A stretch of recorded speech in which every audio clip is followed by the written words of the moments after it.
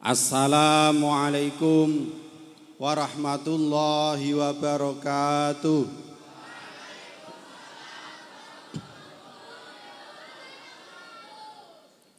Alhamdulillahi rabbil alamin.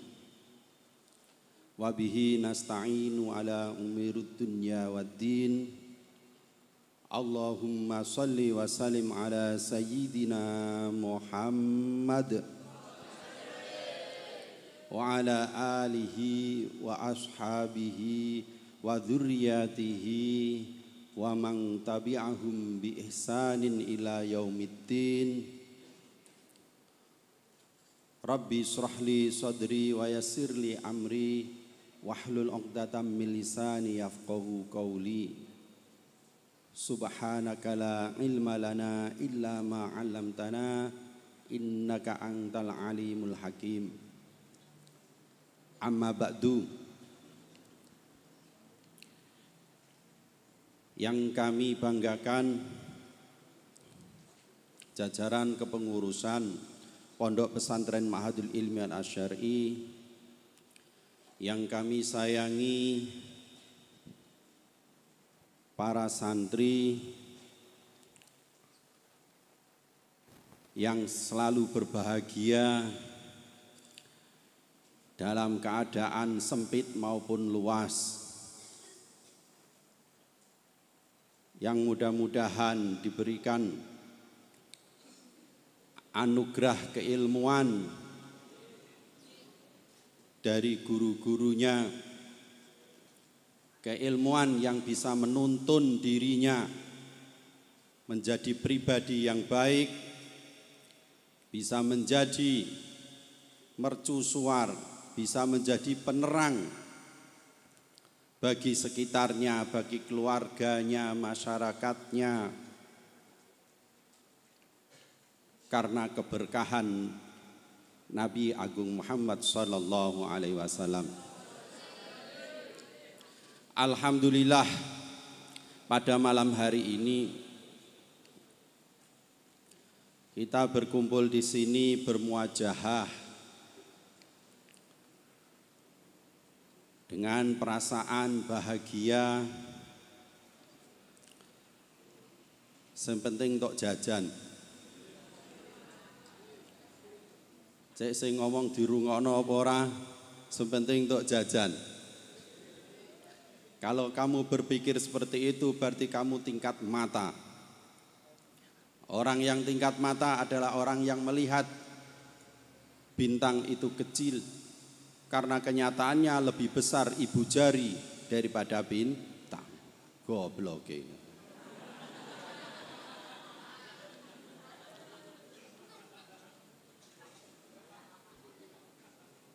Kalau kamu mau mendengarkan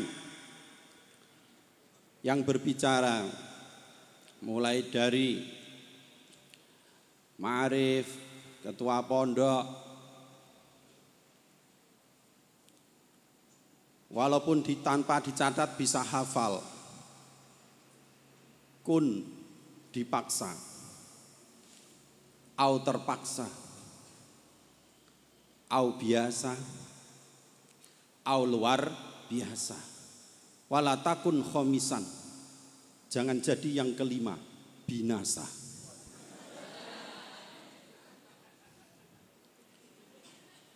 Kalau kamu hafal berarti kamu termasuk golongan orang yang kedua, orang yang tingkatan akal. Orang yang tingkatan akal adalah orang yang mengatakan bintang itu besar. Karena sesuatu yang terletak sangat jauh kok masih kelihatan. Walaupun kelihatan kecil, sesuatu yang jauh kok masih kelihatan, berarti sesuatu itu pastilah sangat besar. Tingkatan akal, logis, logika. Kemudian bila kamu selalu menatap saya, faham maupun tidak, tetap menatap dan mendengarkan. Karena rasa mahabbah, rasa cinta, rasa seneng iso mandem gurune, iso mandem wong alim jarine. berarti kamu adalah orang yang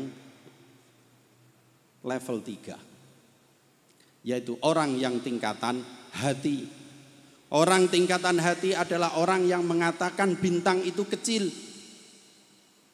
karena sebesar apapun tetap Allah yang maha besar. Alhamdulillah. Yang kedua, sholawat dan salam tetap tersanjung kepada junjungan kita Nabi Agung Muhammad sallallahu alaihi wasallam.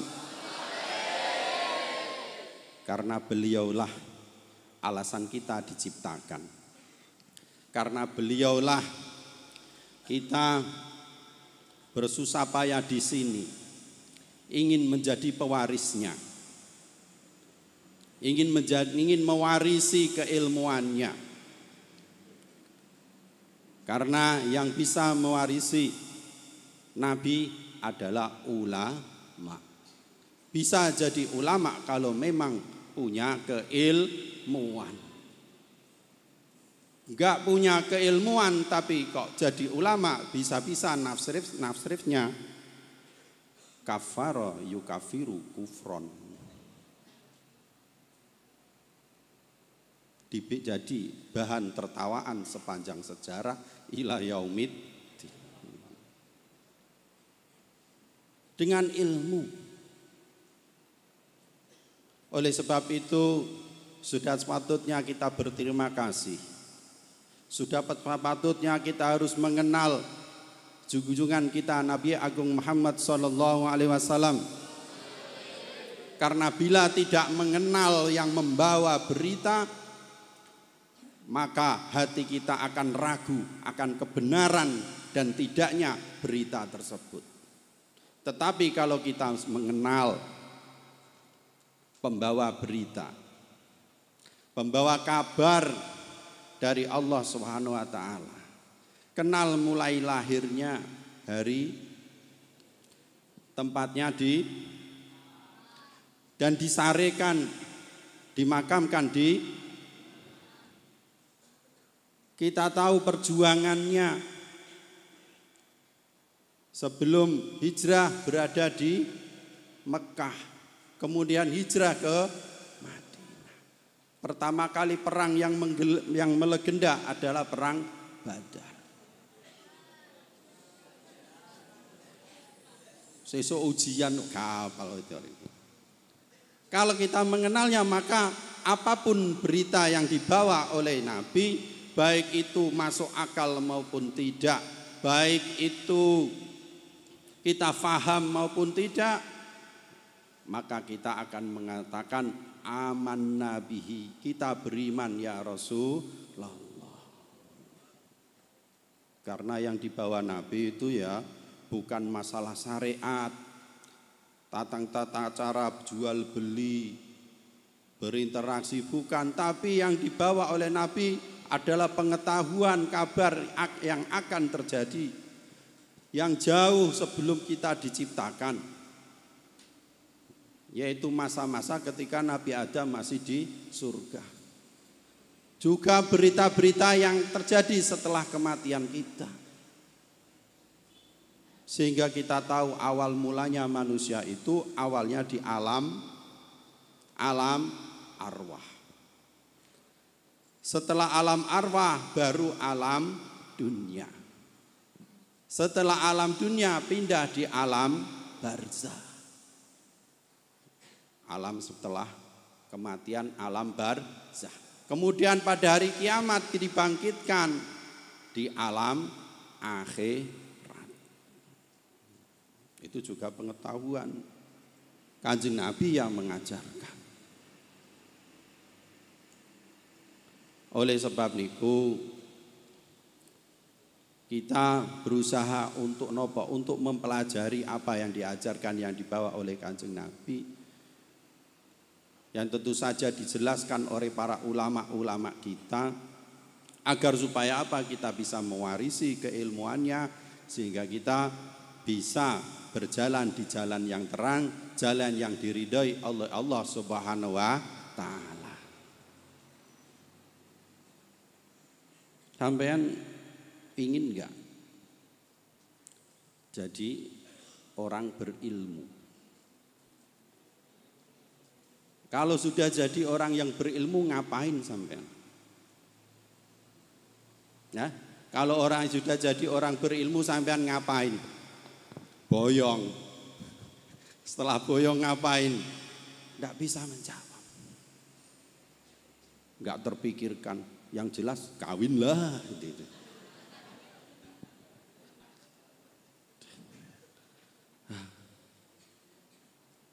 Atau mau enggak kamu jadi orang baik? Mau enggak jadi orang baik? Ini mau mulai dari ke dalam hati yang terdalam atau ke dalam lisannya saja? Mau enggak jadi orang baik?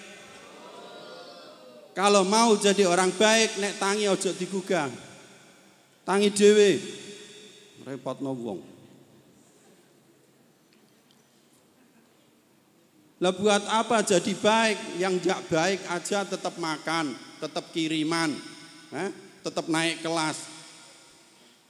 Itu toh orang hafal untuk sapangat. Naik kelas kan? Mungkin kita melihat suatu hal yang amburadul, yang enggak adil. Yang berangkat terus dan jarang berangkat, atau mungkin enggak pernah berangkat, nyatanya ujian. Bisa ujian semua, bisa naik kelas semua. Yang bangun sendiri atau apa yang digugah, dibangunkan, digiring, bahkan ada yang dirayu. Nak, ayo nak. Ayo ke masjid. Oh. Tak gendong. Kemana-mana. Gak gelem tangi. Tapi kalau dibilang, hei, go Said, langsung set. Kamu tertawa, kamu menertawakan dirimu sendiri. Makanya di sini, marilah kita menjadi waras sejenak.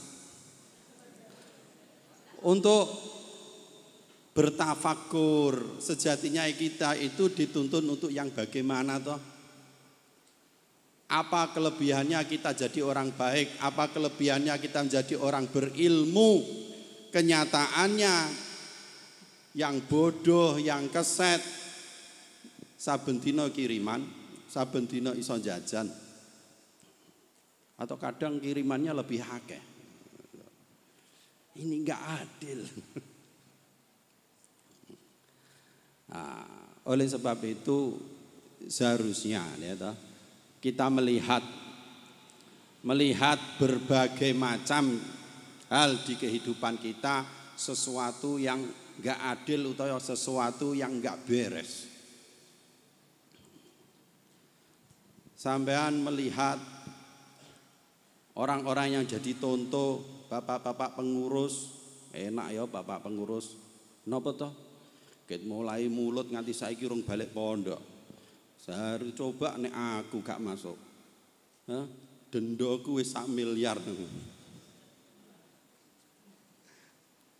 Sing pengurus juga memandang bocah-bocah iki kapan dadi laler. Mencelok dhewe pindah dhewe. Amin dadi uget-uget wae. Saling memandang dan memandang seolah-olah itu salah. Seolah-olah enggak ada yang benar. Saben dina nggugahi, membangunkan nganti pegel. Nek ana sing nggugahi, aku ya lagi melok. Melok lah. Napa? Mencium wanginya aroma para pejuang ilmu. Ambu keringetmu iki lho ora kenal. Dibahasani halus ora paham. Masamu wangi be. Kamu tahu nggak, sadar nggak kalau ngaji pagi kipas tak suruh nyalain. Kenapa cek? Alhamdulillah. Kalau aku nggak ingat dawuhnya Allah, lahulufu fami soimi.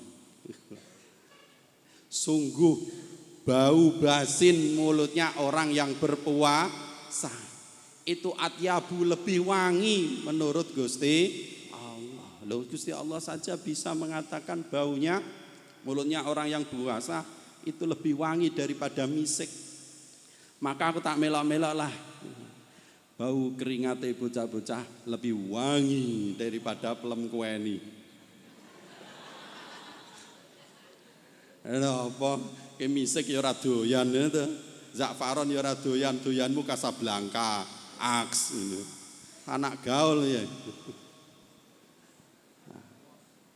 Apa kelebihannya kita menjadi orang baik?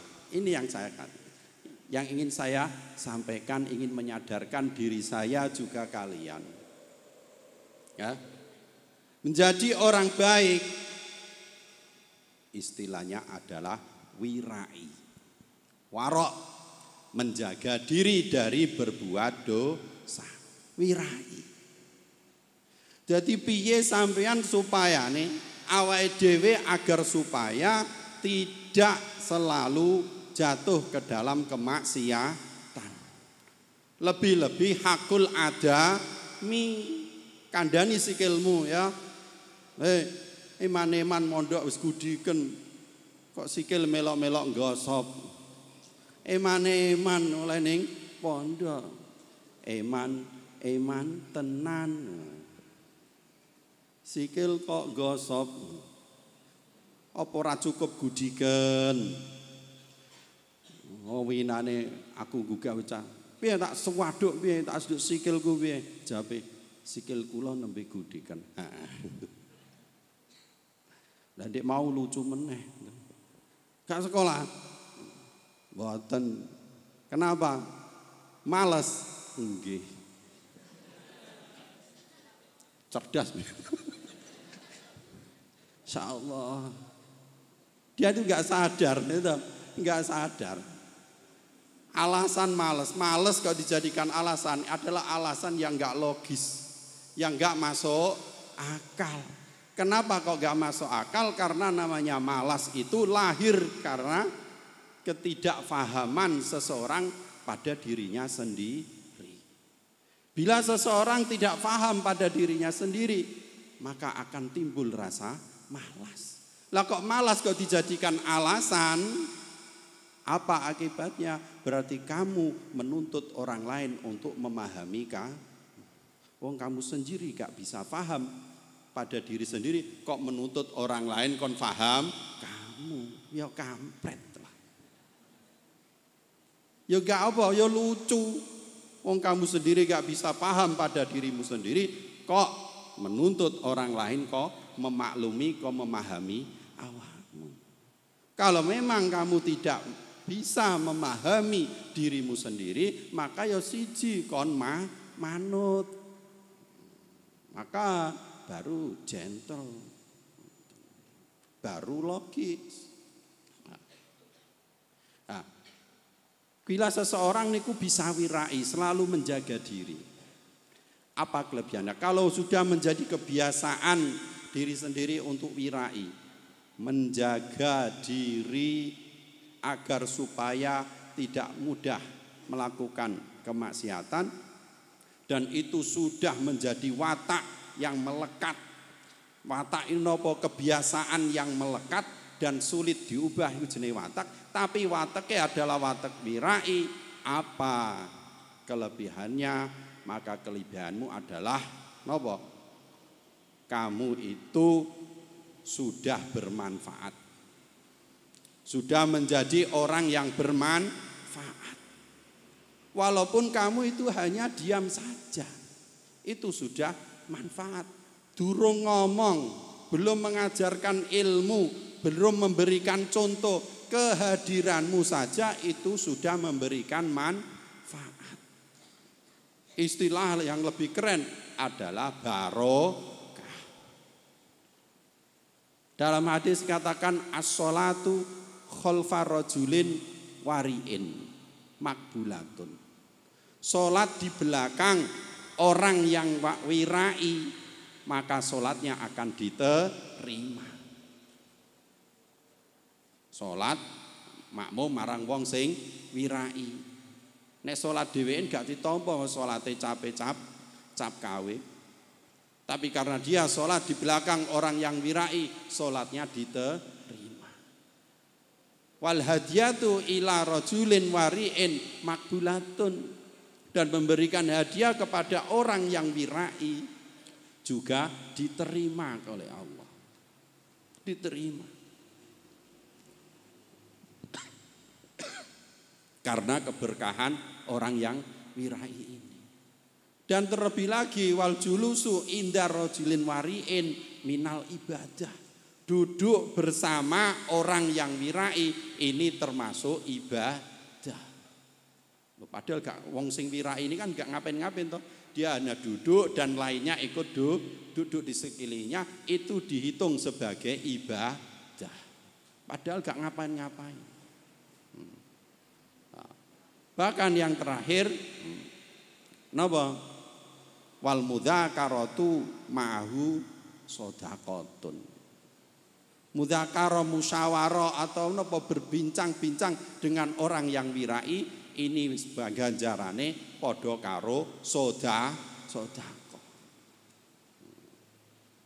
Lah bayangkan bila rajulin wari'in niki adalah kamu. Adalah kamu yang menjadi rajulin wali'in, orang yang wirai. Maka di kemanapun kamu pergi, walaupun mungkin orang gawa duit, tapi setiap orang berbicara denganmu seolah-olah dia sudah mendapatkan pahala sedekah. Nalikane kowe awur ning wong-wong tadi keluargamu, kamu didatangkan, walaupun kamu belum bisa memberi apa-apa, teko orang gawan mulai disangoni, nuakal barang. Tapi itu sudah memberikan manfaat. Ini paham ora ceritane ngene. Iku teori, tak dono praktek wae lah gampang. Lebih mudahnya tak kasih praktek. Prakteknya contohnya. Kalian tahu liburan mulut kemarin, ya toh? Udah mulai kabeh toh? Nah, ketika liburan sampean ngapain? Ayo, apakah jadi kaum rebahan hingga liburan habis? Ataukah menghatamkan Mobile Legends? Ora ana bedane ta. Carane ora ana hasile. Ataukah melepas apa kerinduan kepada bantal tercinta? Tapi aku beda lah, beda. Yang berilmu, ya. Beda. Liburan kemarin, saya liburan. Liburan kemana? Ke Samarinda. Calon ibu kota baru Indonesia. Kesana naik apa ya? Naik pesawat lah. Masa naik sandal? Lah ngapain ke sana? Karena mendapatkan undangan pengajian muludan 5 hari 5 malam. 5 malam berturut-turut. Jadi saat di Samarinda setiap malam selalu menghadiri acara muludan. Enaknya di mana? Kose. Sing jelas ora trimo larutan cap kaki 3. Nah, berangkatnya saja sudah naik pesawat, dibiayai gratis. Dan tiap malam menghadiri menjadi pembicara, diundang kon cekelimik kon ngomong. Piro mungkin 1 jam, 1,5 jam paling suwe 2 jam.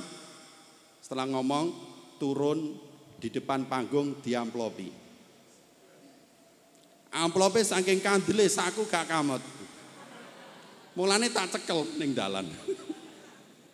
Gak kamot. Kira-kira piro? Ayo. Sak ra kamot kira-kira piro? Nek iso nyebut tak weno. Ora ene apa-apa nih. Ya. Sekali pentas turun langsung disangoni 5 miliar. Berarti ning kono ping 5 hari 5 dina mulai nggawa piro aku? Nggawa selawe kesithiken. Berarti gak berkah. Lah nek aku kono saya pulang bawa 35 juta. Loh, 5 hari 5 pengajian, tiap pengajian niku 5 juta. Lah kok pulang bawa 35, tuyul ini. Loh, emangnya aku ahli matematika, aku ahli berkah ya. Ndak, karena apa? Karena ketika di sana, ning kono lho ya, ora ning kene, ndak. Kan ning kene dijemput nganggo sandal, ya. Paling diamplopi piro cepek loro meng. Di sana ya toh, di sana. Karena nopo saking memuliakan, aku gak ora kok mameri sampean ben supaya ini koyok ngono lho, ora lho ya. Nah, nek aku gak koyok ngono, aku ngapusi kowe selama ini. Aku memberikan contoh mulyane di sana toh setiap ketemu orang salaman kasih hadiah. Mau toh wal hadiyatu ila rajulin wari'in makbulatun. Setiap salaman, kalau salaman saja isinya amplopnya 500. Salaman toh. Kalau tambah jadi 1 juta. 1 juta. Ning kono lho ya, ning kono gak ning kene. Sampai aku ketemu teman-temannya temannya Pak Uut yang apa hijrah ke sana, ya, alumni MIS namanya Pak Sofi, ketemu di sana. Ya sama. Dulu ketika sowan nyangoni apa pengasih bisaro paling 50.000. Wah ning kono ikut-ikutan 10 kali lipat. Jadi apa? Jadi wajar ketika aku pulang bawa uang 5 juta. 5 hari. 5 juta lah kawe olehmu main, oleh ngatamno Mobile Legend untuk pirang koin. Paling apalanmu you are dead.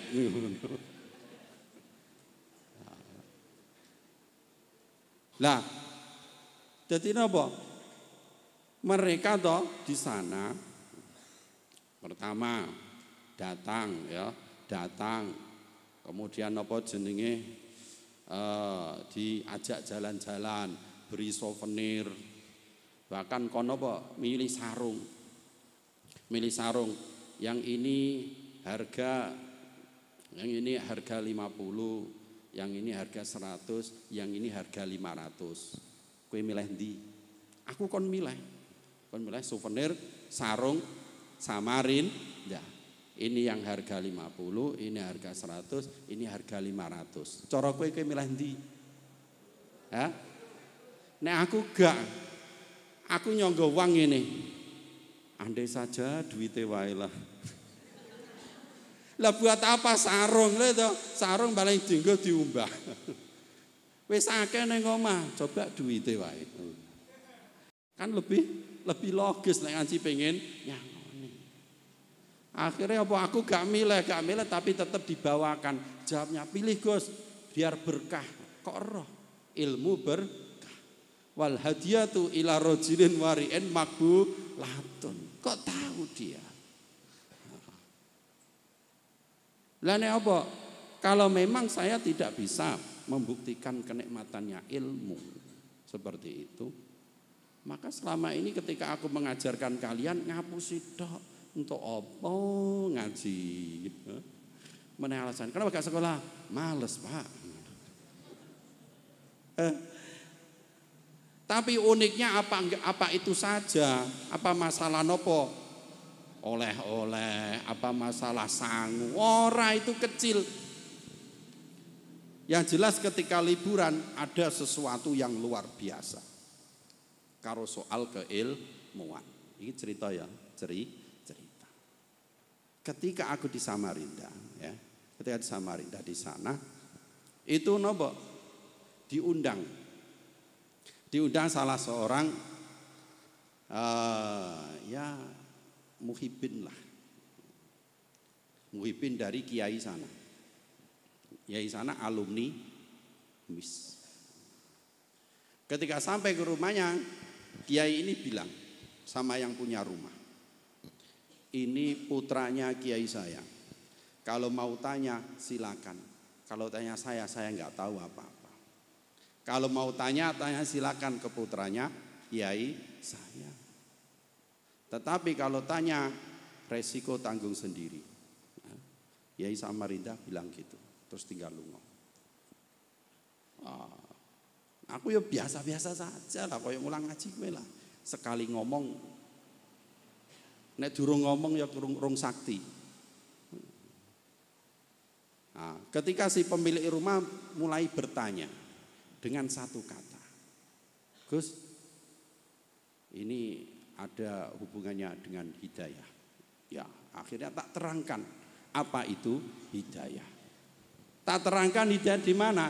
Di dalam kitab Minhajul Abidin. Ngaji toh. Karena tahu ngaji kitab Minhajul Abidin, maka ya tak terangno. Sangka kitab Minhajul Abidin bahwa hidayah itu pertama kali datang dari getaran hati. Getaran hati ilahiyah. Seseorang mau menerima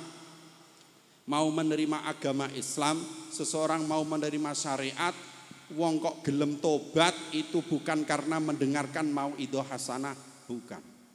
Bukan karena memahami Al-Quran, juga bukan. Atau mungkin karena dia itu tertarik dengan orang lain, belum tentu. Tetapi seseorang mau menerima agama karena memang tersentuh oleh sentuhan ilahiyah atau istilahnya khotroh, getaran hati ilahiyah. Tak terang ngono toh, wonge langsung stop Gus, stop. Aku ngomong kok di stop. Kaya apa kaya ngrungokke ning YouTube, kudu nguyuh cetit. Rapopo ngurung kenal.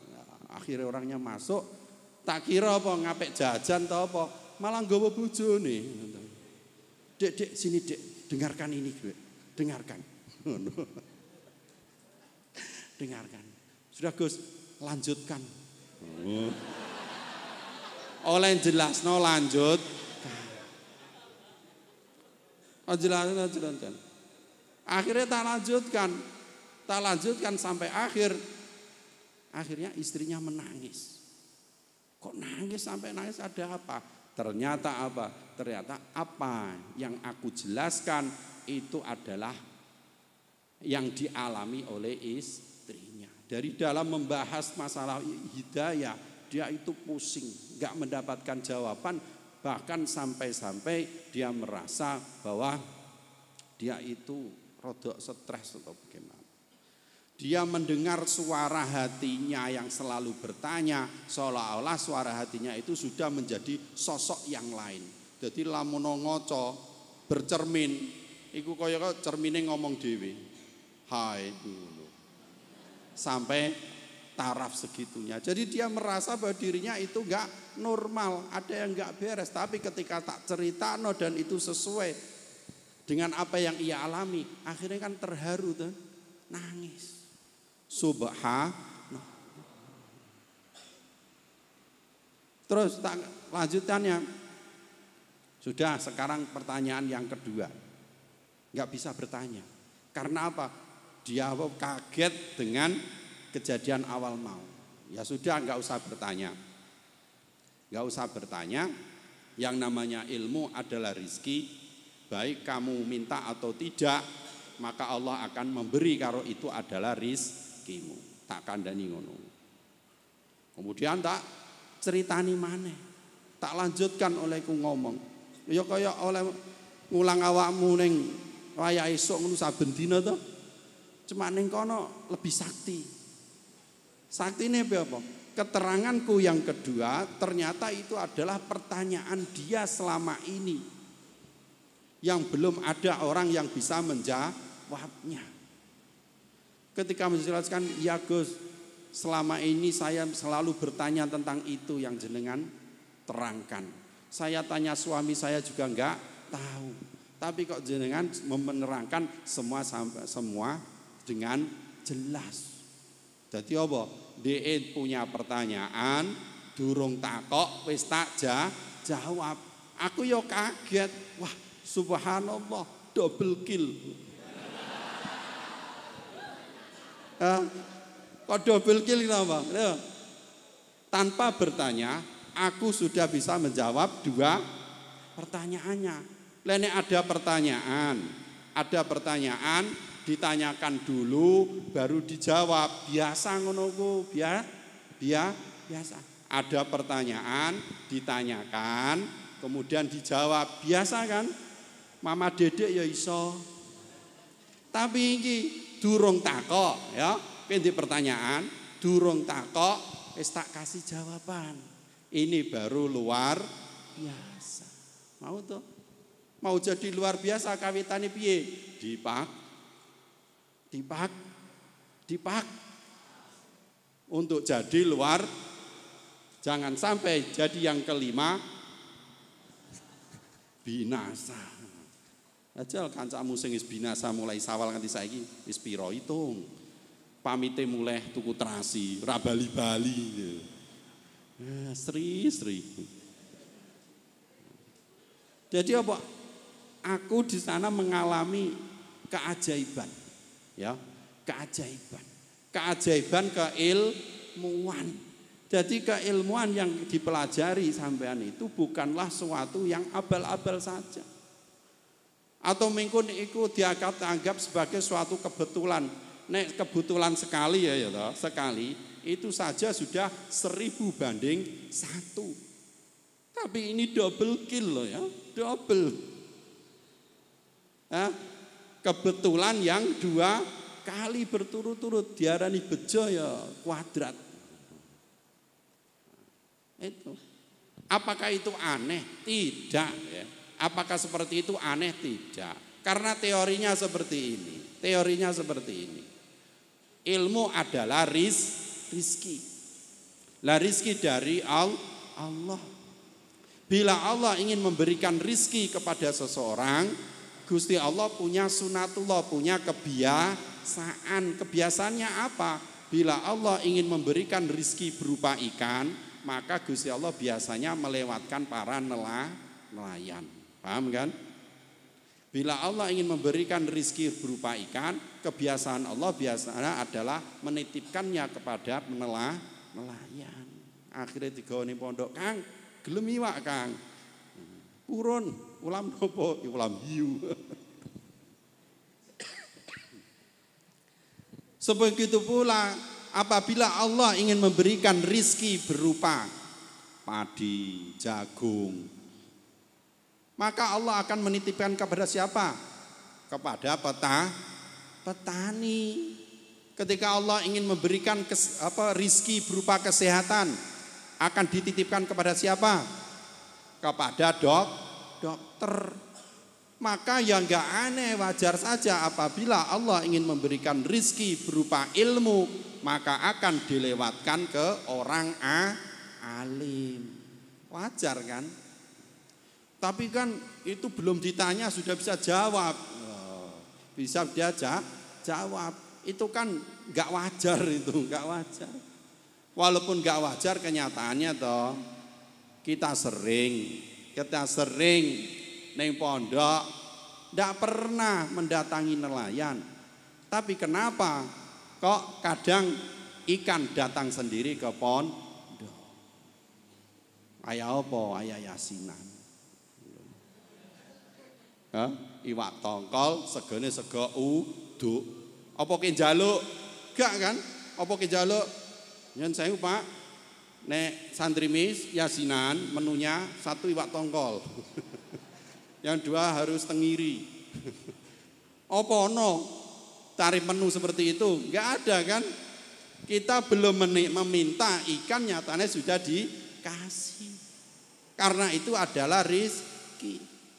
Melakunya berjalannya rizkinya Allah itu seperti itu. Baik kamu minta atau tidak, kalau memang itu sudah rezekimu, maka kamu akan mendapatkannya. Jadi ora usah galau ketika ditinggal mantan ke KUA. Berakit-rakit ke hulu, berenang-renang ke tepian. Mantan sudah ke penghulu, kamu masih ke itu belum rizki atau mungkin bukan rizkimu. Ya walaupun dari awal selalu membimbing ya. Timun apa? Anak-anak timun dirawat kayak cilike bareng gede dikletak kancil. Sakit hati, galau, biarlah galau tapi harus tetap berjalan. Tetap lanjut. Jadi napa? Keilmuan kita yang kita pelajari di pondok adalah keilmuan yang nyata. Tetapi kalau kita belajar ilmu, jangan cuman hanya fokus mencari dan mencari. Ngaji kono, bareng entuk tutup lebono gudang. Seperti yang dilakukan oleh suara santri tarbiyah. Tetapi juga kita harus memikirkan wadah dari keilmuan itu. Kowe ndek ilmu to, mau wadahi apa sih? Mau wadahi ning awakmu kan? Kamu mempelajari ilmu, kamu wadahi ning awak. Kamu tempatkan dalam dirimu, kamu fahami. Lah, ketika kamu menimba ilmu dan memasukkannya kepada dalam hati, namanya difahami. Kalau kamu mendapatkan ilmu, kamu masukkan ke dalam kitab, ke dalam buku, itu namanya mencatat. Ketika kamu mendapatkan ilmu, kamu masukkan ke dalam otak, itu namanya menghafal. Tetapi apabila kamu mendapatkan ilmu, kamu masukkan ke dalam hati, namanya memahami. Itu kan pelajaran balaghah.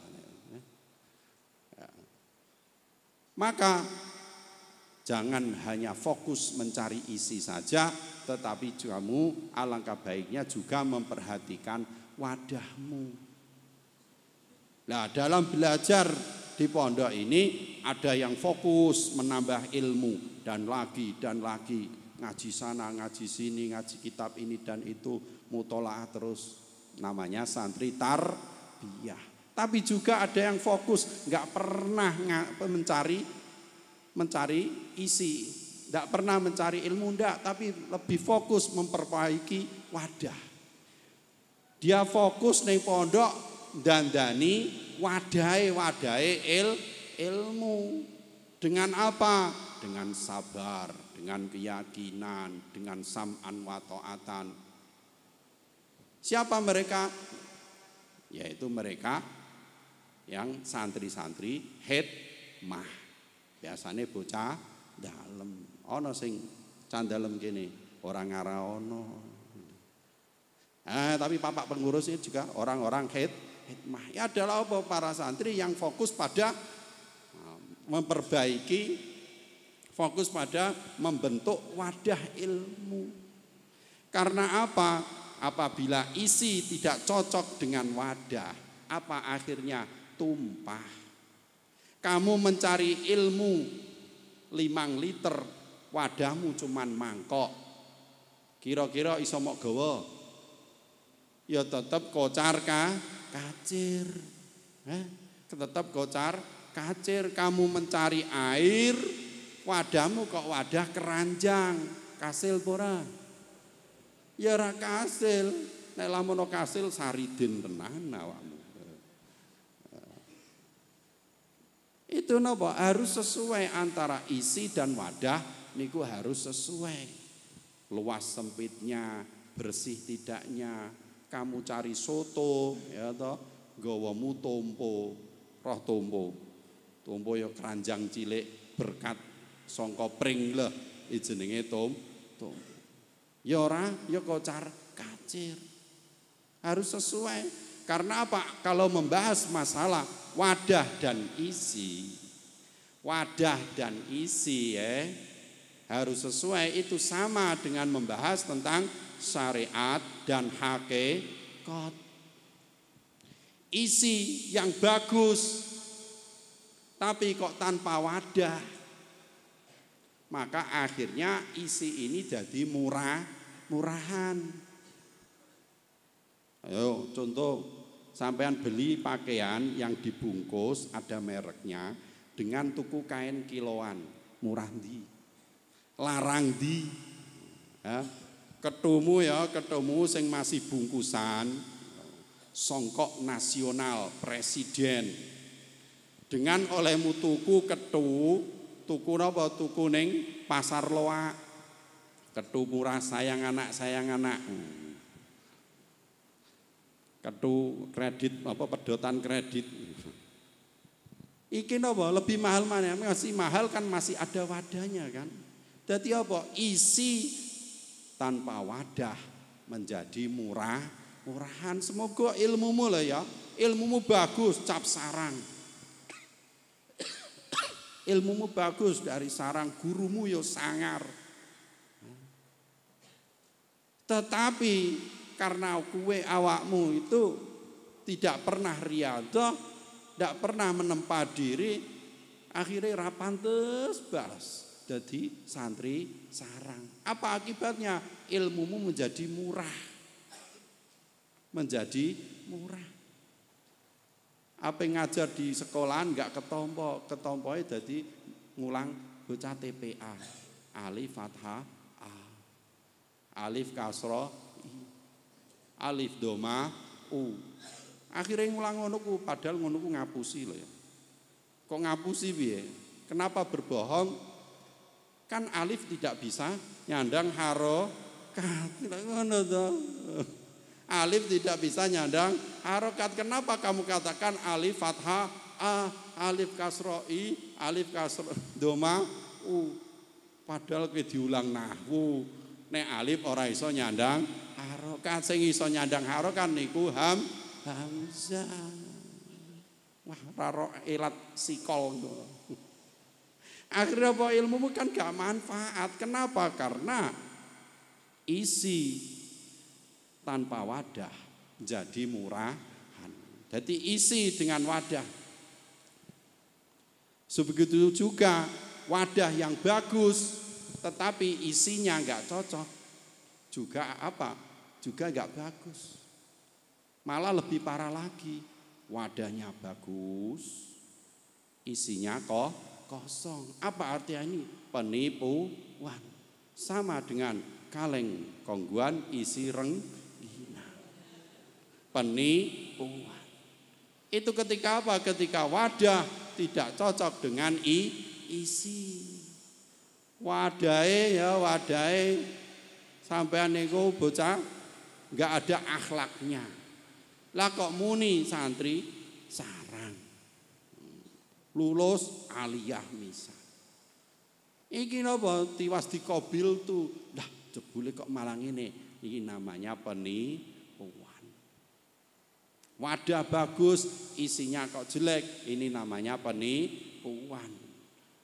Isinya bagus, wadahnya jelek, ini jadi murahan. Ya sama antara hakikat dan syariat, ya, antara hakikat dan syariat ini juga harus saling mengisi.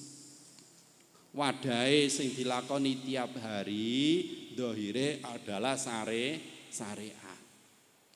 Fikih, ilmu fikih, ilmu syariat, ilmu adab, ilmu syariat. Tetapi babakan masalah hati inti niku adalah hakikat sejatine. Dene lakonane syariate nggih nang pondok iku napa? Sekolah, hafalan, musyawarah, jam belajar. Terus apa nek akhir ujian. Ini syariate lakonane. Tetapi kalau bicara tentang sejatine mondok, sejatine meguru, sejatine nyantri iku lha apa to?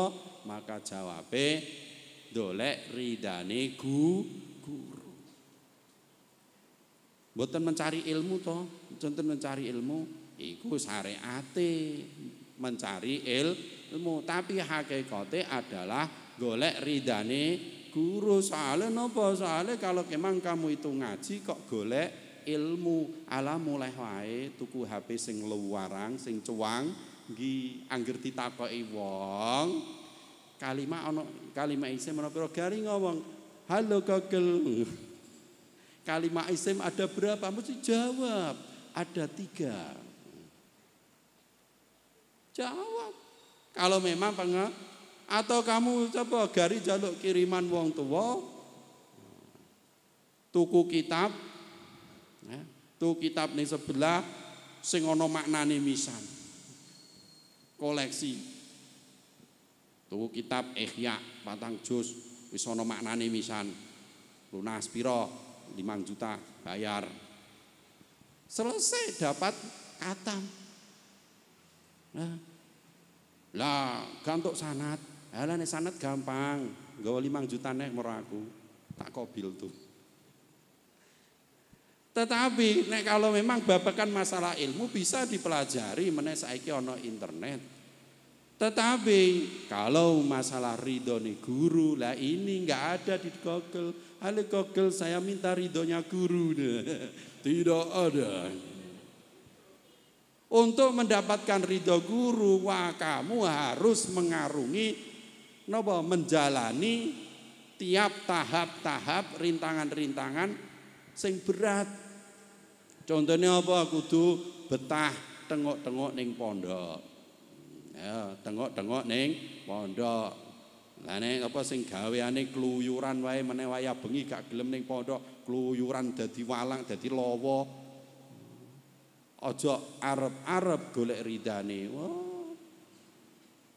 Ya kudu napa? Kudu betah-betahke mentaati peraturan. Kudu betah-betahke melaksanakan kewajiban ngaji sekolah, terutama kewajiban ro'an. Kok nganti napa sikil dadi ndas-ndas dadi sikil nganti gudiken, tangan dadi gudiken, sirah korengen. Gudik ning sirah iku jenenge koreng. Lah ning bokong jenenge paham ya. Pengalaman. Ajal gudik ning kuping jenenge cureken. Nganti direwangi dengan rasa lapar, direwangi dengan apa?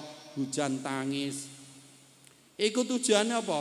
Ben supayane awakmu kalian itu kelihatan apa? Kelihatan melas. Kelihatan kasihan, sake. Kalau kancamu dolanan si paijo, saiki wis gandengan karo mantane. Kancamu sing lulusan salusan SMP bareng karo kowe, saiki numpak fiction. Lah kowe sandal jeng gosop wae. Ya. Kok nganti mau rewangi seperti itu kenapa? Tanyakan, maka jawabnya tidak jauh apa? Golek ridane guru. Karena apa? Ketika yaimu, guru-gurumu melihat kamu kok betapa kasihannya kalian. Betapa setianya, loyal sekali dalam nunggoi aku. Wis jaluanmu apa? Jaluanmu apa? Lah nek wis diajangi kaya ngono ku to. Biasane sing wis apa?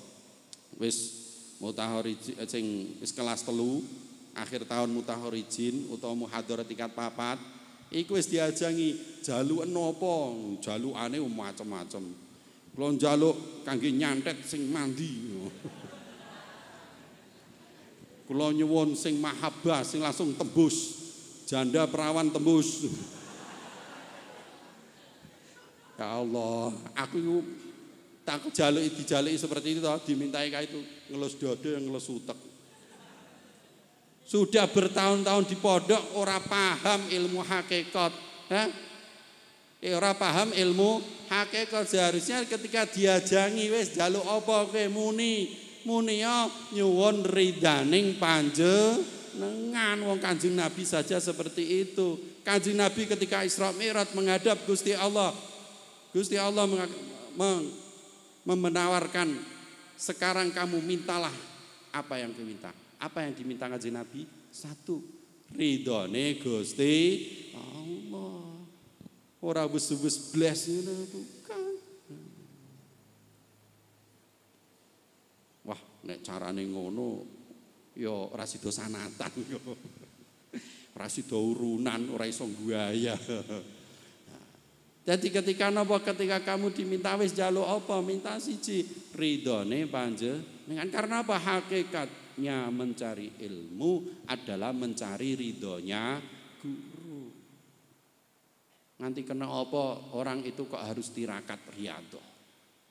Poso, sakjane doyan mangan ora gelem mangan. Sakjane pakanane sego, sakjane pakanane sejo kok malah mangan telo. Sing biasanya itu adalah kalau malam itu tidur, kenapa kok tetap terbangun? Jenenge riyadhah tirakat. Ben supaya apa? Agar supaya diri ini kelihatan mesake. Kelihatan kasihan. Sehingga Allah merasa kasihan, merasa iba kepada kita sehingga mau mengabulkan apa yang menjadi permintaan. Itu kalau memang punya hajat dikarep seperti halnya kalian toh punya hajat hajatnya di apa? Ya agar supaya iso tiru keilmuane gurune. Supaya ini iso tiru. Oleh sebab itu ketika kamu ditanya, takok itu, alah kowe mondok suwe-suwe ning sarang golek apa? Golek apa? Kok nganti rewangi apalan kok ini nggo apa? Kene kepethuk kaya bocah orang atau seseorang kok ngomongi seperti itu. Kok kamu enggak bisa menjawab atau membatahnya? Gampang. Jak. Sedurunge sampean ngomong jero-jero, ayo melok aku. Lapo? Tak jak sowan ning kiaiku. Tak jak sowan ning kiaiku ben sampean krungu. Apa sing dadi ngendikane kiai iku jasowan. Nah, setelah krungu jenenge kiai kan ngalim. Deswani bahasane ilmu keilmuan yang menyentuh hati. Maka ketika bar sowan lagi kandhani piye rasane? Piye rasane? Penak to, lega kan? To.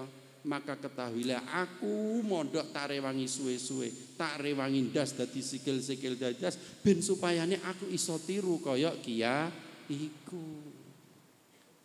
Speechless, tanpa kata-kata, kalah telak. Napa? Fiction wis rawani dibelayar-belayar. Dituntun. Dituntun loh. Itulah termasuk kelebihan kenapa kita harus meguru. Kenapa kita harus punya guru. Karena itu ketika kita sudah tidak mampu, ketika kita mencapai batasnya, maka batas ini bukan menjadi penghalang kita karena kenyataannya kita punya guru. Katakan saja kalau memang saya tidak mampu, akan kudatangkan guruku. Lah nek kok ape nekakno aku penak. Kowe mbayari pira? Wani pira? Penake di guru seperti itu, Le. Ketika kamu sudah tidak mampu, maka tinggal datangkan gurumu. Maka beruntunglah mereka yang mempunyai guru. Nah, mudah-mudahan apa? Mudah-mudahan atas keberkahan guru-guru kita semua mendapatkan kemudahan. Amin. Kita mendapatkan yang menjadi hakikatnya mencari ilmu yaitu ridhonya guru. Amin. Dan juga kita mudah-mudahan mendapatkan keberkahan, manfaat, keilmuan kita sehingga kita bisa hidup dengan kemudahan, kesehatan dan bermanfaat bagi diri kita dan orang-orang di sekitar kita. Al-Hadiniyah Al-Fatihah. A'udzubillahi minasyaitonir rajim. Bismillahirrahmanirrahim. Alhamdulillahirabbil alamin arrahmanirrahim maliki yaumiddin. Iyyaka na'budu wa iyyaka nasta'in. Ihdinas siratal mustaqim. Shiratal ladzina an'amta 'alaihim ghairil maghdubi 'alaihim waladdallin. Amin amin. A'udzubillahi minasyaitonirrajim. Bismillahirrahmanirrahim. Alhamdulillahirabbil alamin hamdan yu'afina ya rabbana lakal hamdu kama yanbaghi zalikal ustad. Allahumma shalli wa sallim ala sayyidina Muhammad wa ala sayyidina Muhammad. Allahumma inna natawassalu bika bi rasulika wa syaikhina wa syakhina ya rabb.